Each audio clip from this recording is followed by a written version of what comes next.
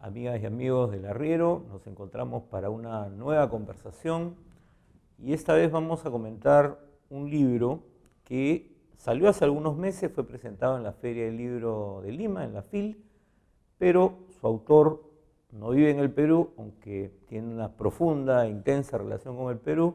Me refiero a Luis Pázara. Un gusto, Luis. Encantado.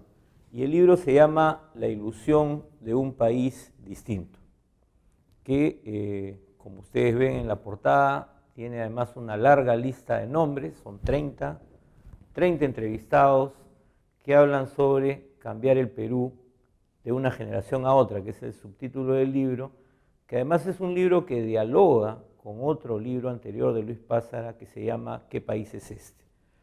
Luis, ¿estás volviendo o siempre preocupado por el Perú? ¿Por qué esta pregunta tan permanente en ti sobre cómo hacemos para que el Perú sea distinto?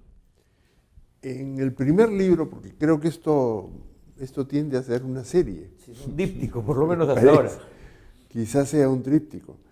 En el primer libro, una de las personas con las que conversé fue Moisés Lemlich, que como todos sabemos es psiquiatra. Y en algún momento de la conversación surgió el tema de lo que significa ser extranjero en un país. Y él me dijo, él también ha vivido fuera, largos años, y él me dijo, yo creo que ser extranjero es algo muy difícil. Y cada uno hace sus propios arreglos para sobrellevar esta situación. Me dijo, por ejemplo, tú, y entonces me hizo una especie de psicoanálisis al paso, ¿no? Por ejemplo, tú a lo mejor escribes sobre el Perú y esa es una manera de seguir siendo peruano a tu manera, viviendo fuera. Yo tengo más de 30 años fuera. Y entonces la cosa al principio no me llamó tanto la atención, pero luego la pensé un poco y creo que dio un buen puntazo. Porque efectivamente, ¿por qué seguir escribiendo sobre Perú, no? Es una cosa... Ahora, yo creo que tengo problemas no resueltos sobre Perú y creo además, como me parece que Vargas Llosa dijo algo parecido alguna vez, la condición de peruano no es renunciable. Ni legal ni realistamente. Es un sello. Es un sello que llevas, ¿no? Y ahora, pero no solamente siempre tienes una reflexión sobre Perú, sino que además en esos últimos 2 libros has hecho hablar a una serie de personas muy comprometidas de diversa manera con el país, ¿no? Pero el caso particular de la ilusión de un país distinto es que se plantea el tema de las generaciones, ¿no? Y se presentan 2 generaciones. Ahí yo tengo un reclamo en relación a la mía, pero que es la generación ausente. Pero tú hablas de la generación de la utopía, ¿no? La generación a la que tú además te ascribes, tú perteneces, sí, ¿no? Y la comparas con esa nueva generación, donde hay gente además que tiene una activa vida política, pero tú dices la diferencia es que mientras la otra generación veía en la política la vía de transformación del país, esta no lo ve así, todo es más individual. Esa es parte de la conclusión de la lectura, o era la hipótesis. Primero, déjame completar la primera respuesta diciendo que la razón por la que pregunto, es decir, no es que yo escribo sobre el Perú tomos desde fuera del país, ¿no? No, vengo al Perú y pregunto, porque yo tengo muchas preguntas no resueltas sobre el Perú. Entonces, el afán de hacer preguntas y hacer hablar a otros, gente que creo que me pueden ayudar a mí. Es ir construyendo una respuesta. Más o menos, esa es la idea. Y creo que las respuestas dan puntos de interés y por eso imagino que hay lectores para esto, ¿no? Bueno, y la católica que publica los libros también lo imagina. El asunto de las generaciones.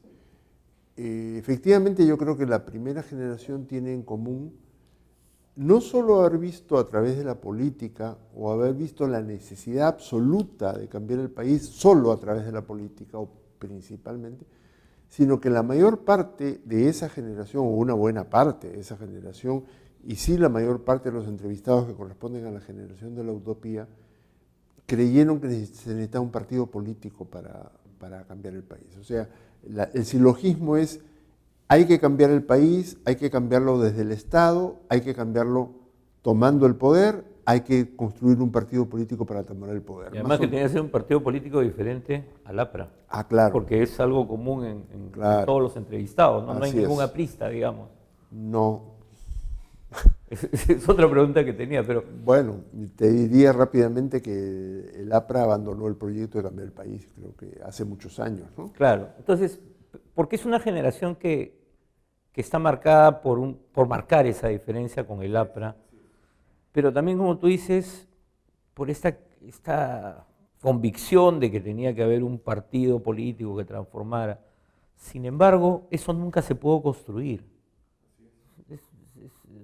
¿Por qué? ¿Qué cosa es lo que pasó?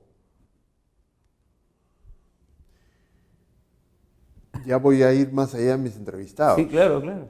Porque tú entre los entrevistados de esa generación, lo que constatas es que es en una buena parte de ellos la frustración de haber intentado construir un partido o colaborar con un partido, en algunos casos haber entregado buena parte de su vida a esto, ¿no? Hay gente que ha dedicado 9, 10 o más años a construir un partido y han terminado pues en nada, yéndose o desapareciendo el partido, sin que haya una buena explicación. Entre otras cosas, yo creo que no hay una buena explicación. Podemos decir algo, pero podemos imaginar, hacer conjeturas, digamos, más que explicaciones. Pero creo que no hay una buena explicación porque esa gente, la izquierda, los que fueron la izquierda, o los que fuimos la izquierda, habría que decir con franqueza, no nos hemos planteado la tarea de decir qué pasó, de preguntarnos qué pasó, y nos hemos contentado con explicaciones menudas que son ciertas, es decir, fulano, tal dirigente, lo único que quería era la ambición de poder, menganito era un simulador, sutano quebró el partido. Sí, explicaciones todas que son verdaderas, pero la constancia del asunto es digna de una explicación mayor, ¿no? Yo creo que aquí hay un problema que tú ves en la izquierda mundial. Creo que es un problema. Si ves, no digo el trotskismo, que se dividió en no sé cuántas fracciones.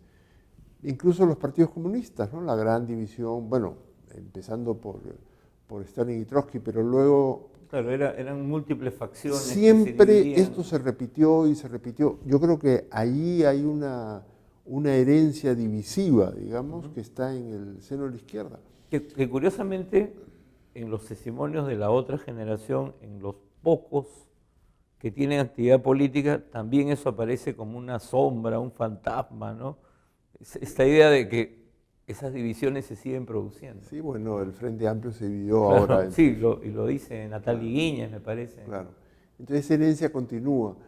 Es curioso, porque en la derecha no se produce eso. En las derechas del mundo, de vez en cuando hay divisiones, pero no hay esa tendencia centrífuga, ¿no?, que hay en la izquierda. Y eso tenía que ver con porque también eso uno encuentra en los testimonios de la llamada generación de la utopía, ¿no? O sea, muchas certezas, ¿no?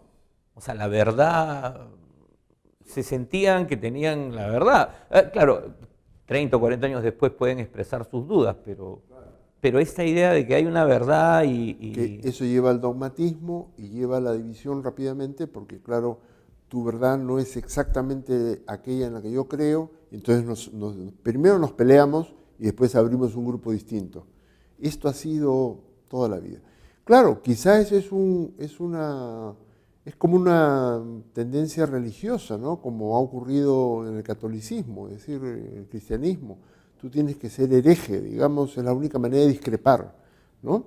En el marxismo y en la tradición partidaria del marxismo ocurrió lo mismo. Es decir, había que pelearse, no había otra forma.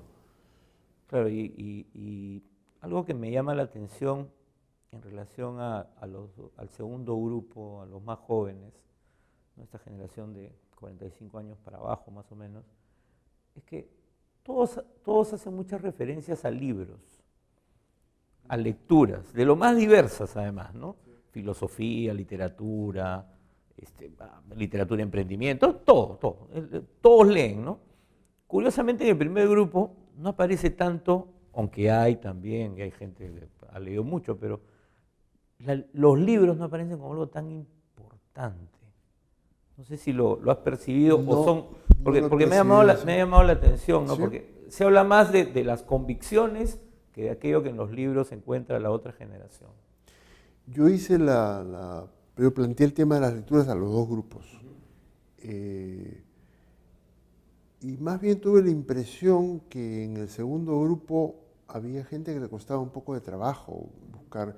Lo que tú sí encuentras en el primer grupo es una homogeneidad en las lecturas, ¿no? Claro, Es decir, más o menos leían lo mismo, digamos. claro, aparte de los clásicos marxistas, aparece Arguedas, en fin, hay un repertorio más o menos común. En el segundo grupo, como bien notas, hay una diversidad de intereses, ¿no? Y se lee de todo, de todo. Y eso es sano, creo yo. Ahora, ¿tú crees que esta diferencia que estamos hablando también expresa un mayor, que lo que ahora, por razones obvias además, pero es una generación mucho más cosmopolita, Sí, ¿no? sin duda. O Sin sea, duda. porque esa es la impresión que me da, ¿no? O sea, tú sientes cierto provincialismo, ¿no? Cuando uno lee las historias y además cómo se encuentran con el Perú, ¿no? No sé, creo que en la segunda generación, en los jóvenes, uno ve que el Perú está ahí y no tienes pues que irte hasta la hacienda de alguien para saber qué cosa es la pobreza, ¿no?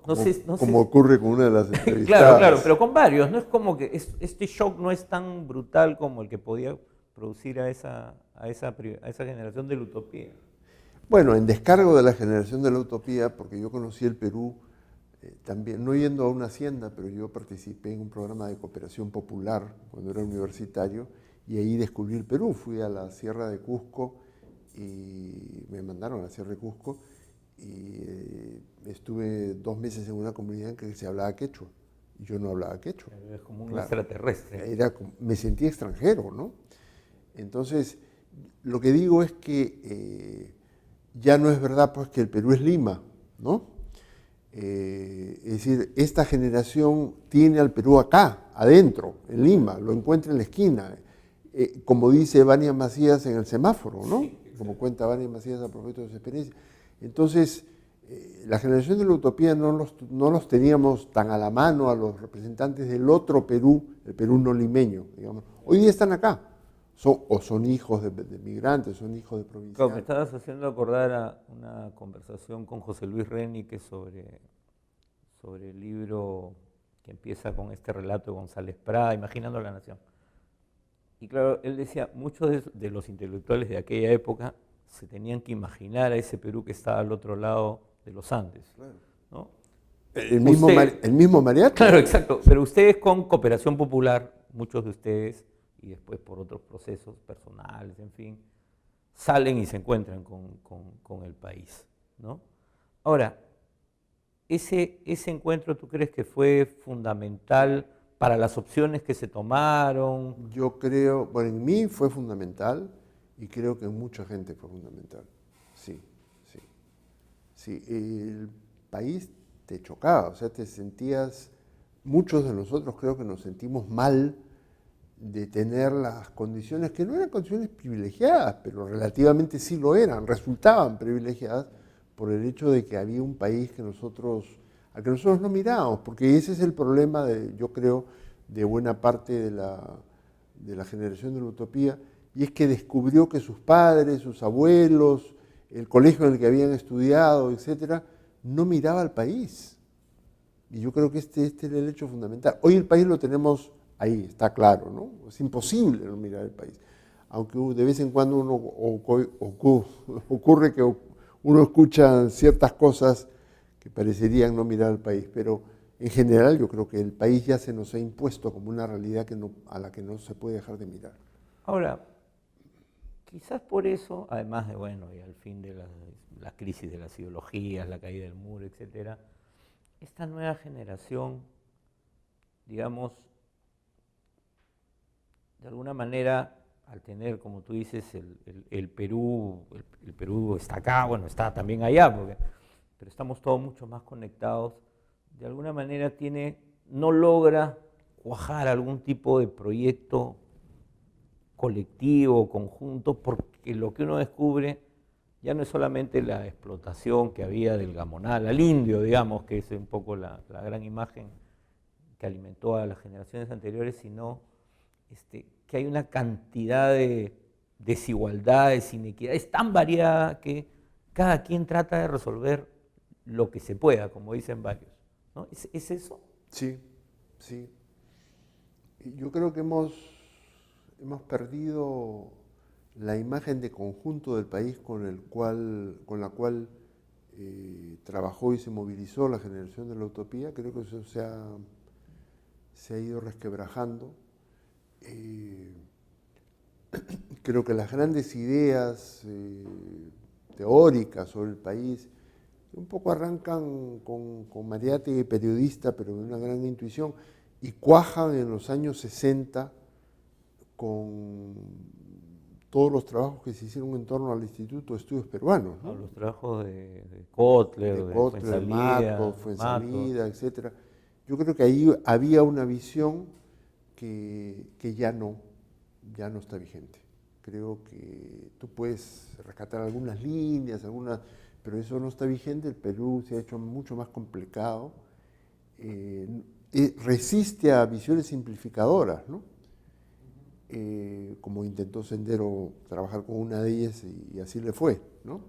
Entonces el Perú se resiste a visiones simplificadoras, de modo que nadie que yo conozca tiene una visión que te pueda sintetizar los problemas del país de una manera orgánica, clara. Y entonces, para terminar entonces, ¿qué hacer? Bueno, yo sé que en este campo concreto en el que yo trabajo, con el que yo me he encontrado, tal vez puedo hacer tal cosa. Entonces puedo hacer una organización para que mejore la educación de aquellos niños que sin condiciones económicas tienen talento y pueden ser parte de esto que no existe en el Perú, que es una élite, ¿no es cierto? Entonces, a lo mejor así, formando 300 muchachos, contribuimos a formar. Esto yo lo encaro, y hay gentes que dicen esto, ¿no?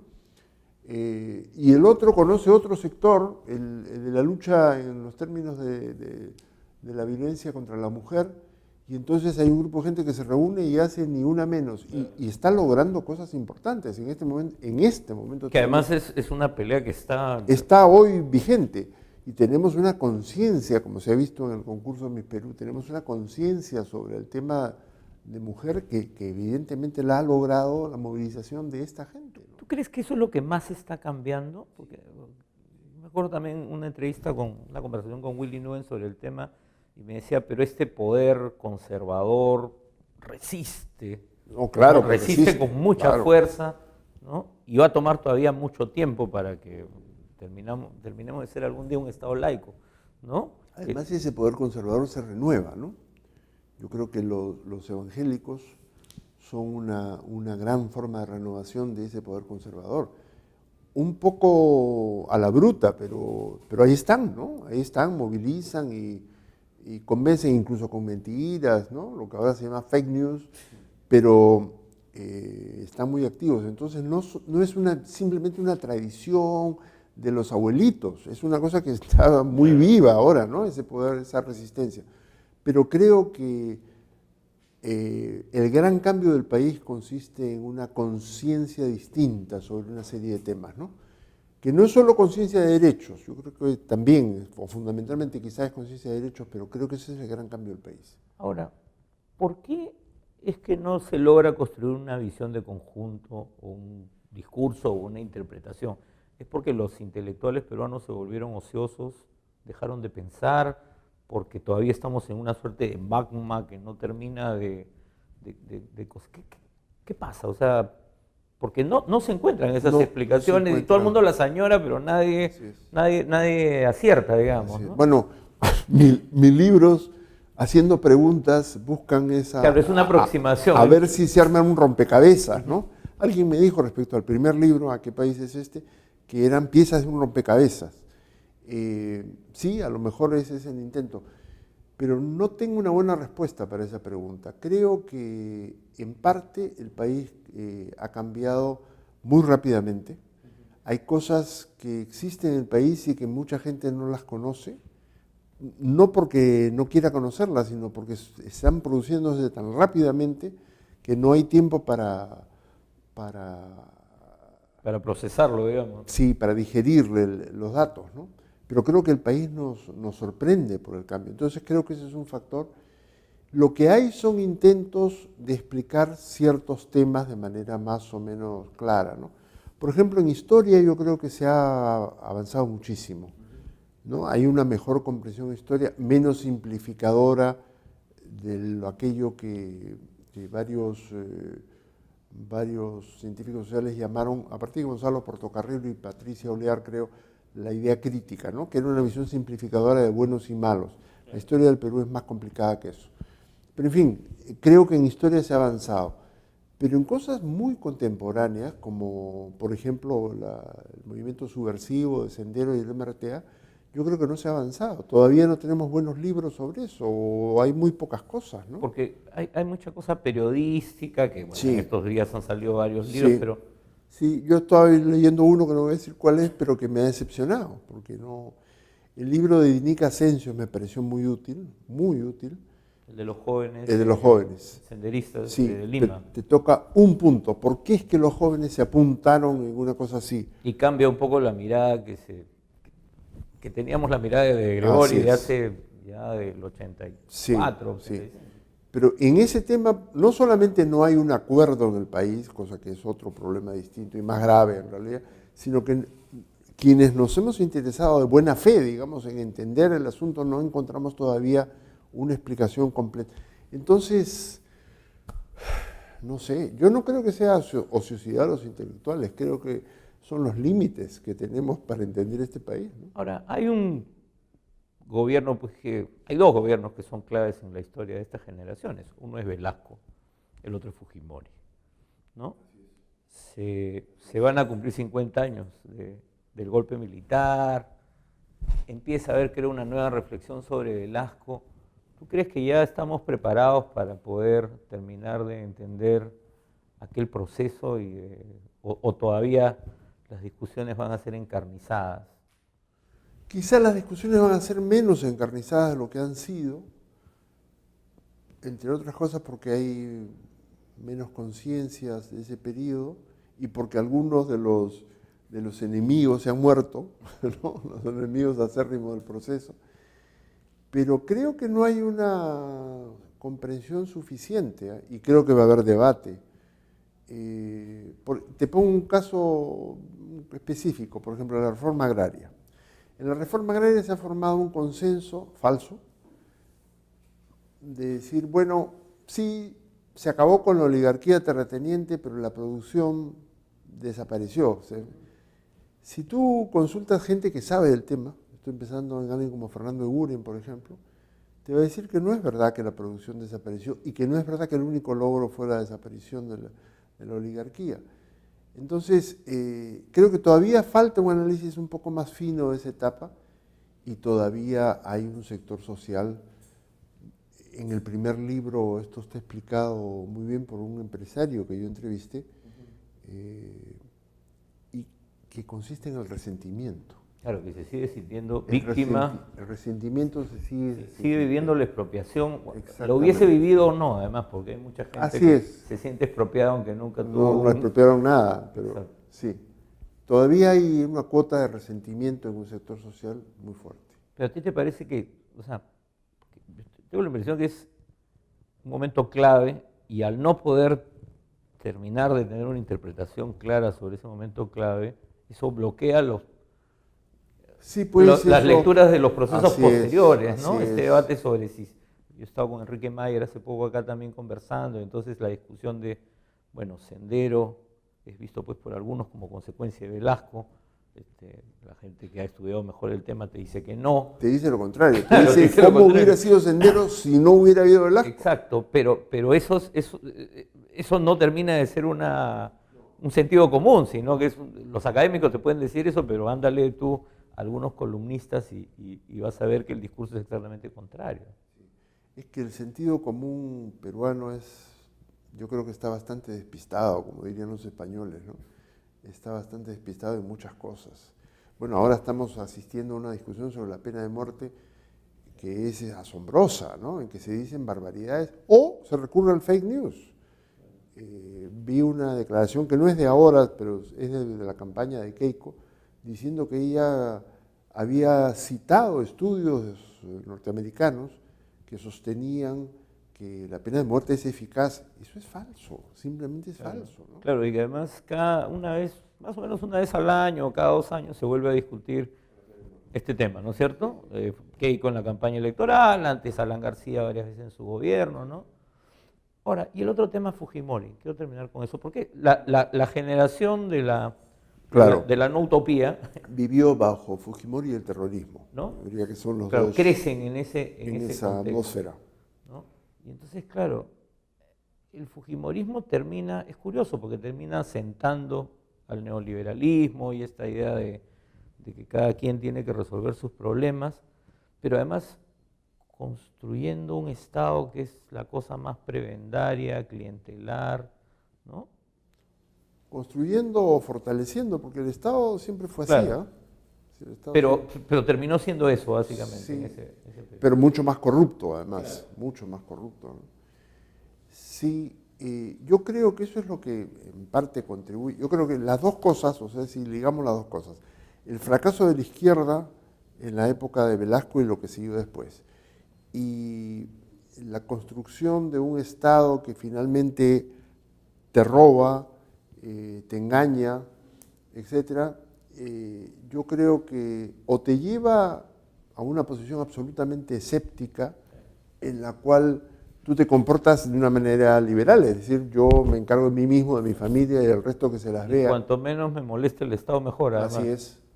O te lleva a estas actitudes positivas, de decir, yo lo que voy a hacer es mejorar a los chicos que pueden recibir un apoyo, un refuerzo.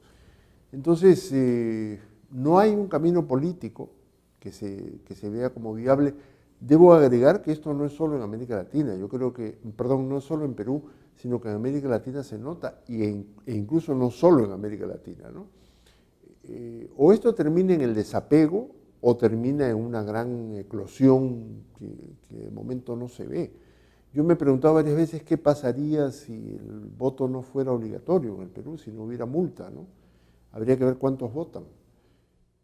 O lo que ha pasado con el censo, ¿no? No solo el desorden, sino el grado de desconfianza que los peruanos tenemos hacia cualquier cosa, que te hace sospechar de que... Bueno, pero había cosas en el censo que te hacían sospechar. Claro, pero... ¿Para qué te preguntaban el nombre? Exacto. Para comenzar. O el DNI. O el DNI. No. Claro, pero entonces es como que la manera en que el Estado funciona más, y en este gobierno todavía eso se está generalizando más, creo, termina ratificando esa desconfianza y ese desapego que los peruanos tienen, ¿no? Claro. O sea, no puedo esperar ya nada de esto y veo cómo resuelvo y aporto desde mi espacio pequeño. O no aporto y me refugio en lo mío, ¿no? Cierro la calle con una barrera, contrato al guachimán y ahí afuera que se maten. Ahora, yo percibo siempre dos posiciones respecto a todo esto de lo que hemos estado hablando, ¿no? Hay llamémoslos positivos para no decir optimistas. Los positivos dicen, mira, en Chicago en 1920 ocurría lo mismo. Y sin embargo, fíjate dónde está Estados Unidos. Entonces ven esto que estamos viviendo. Claro, lo que lo ven en largo plazo. Bueno, en un presunto largo plazo, ¿no? Porque la historia de los países no se repite. O sea que lo que ocurrió en Estados Unidos no se va a repetir en el Perú. Pero ven un largo plazo en el cual esto es una especie de etapa adolescente, pues, en que están saliendo los granitos, ¿no? Y granitos dolorosos, claro, pero esto se va a superar. Es parte del crecimiento, el Perú se asimila a sí mismo y esto se va a superar. Otros, entre los que estoy yo, ven en la sociedad peruana un proceso degenerativo, porque nosotros, digamos, lo anterior a esto no son los pieles rojas, ¿no? que sería, es decir, la no civilización, una civilización muy primitiva. Nosotros hemos tenido sucesivas etapas civilizatorias y respecto al siglo XX, lo que estamos viendo hoy día es un proceso degenerativo en muchos terrenos, que no necesito ejemplificar porque todos lo conocemos. De estancamiento, de decadencia. Ojalá fuera estancamiento. Decadencia, claro, estancamiento sería que nos mantenemos mal, pero creo que hay un proceso degenerativo que tú lo ves no solo en el Estado, lo ves en las relaciones sociales, y que es lo que hace que nos esperancemos en Perú al Mundial, porque es la única... Eso sube la aprobación presidencial. Claro, eso sube fíjate tú, eso sube la aprobación presidencial. Es nuestra única esperanza, aparte de mistura, ¿no? Y la ilusión. Pero que también ya bajó. Ya bajó, digamos. Ya bajó, sí. Pero la comida peruana es la mejor del mundo. Es la mejor del mundo. Y ahora el fútbol peruano a lo mejor va al Mundial. Porque no tenemos cosas más sólidas de las cuales agarrarnos fundar una esperanza, ¿no? Muy bien, Lucho, ha sido un gusto conversar contigo. Me has dicho que de repente el díptico se va a convertir en tríptico. Esperemos que así sea para seguir conversando. Amigos y amigas del Arriero, yo les quiero recomendar la lectura de La ilusión de un país distinto, libro de Luis Pázara, que ha recogido los testimonios de 30 destacados peruanos, todos comprometidos con el país de diferentes formas y en diferentes épocas. El libro ha sido publicado por el Fondo Editorial de la Universidad Católica y se los recomiendo, igual que el libro anterior de Luis Pázara, sobre el que también hemos hablado algo ahora, que se llama ¿Qué país es este? Creo que los dos libros nos pueden ayudar a entender mejor por qué estamos donde estamos y qué errores se cometieron en el pasado y qué iniciativas, ilusiones, como dice el título del libro, nos pueden ayudar a hacer construir un país distinto. Nos vemos.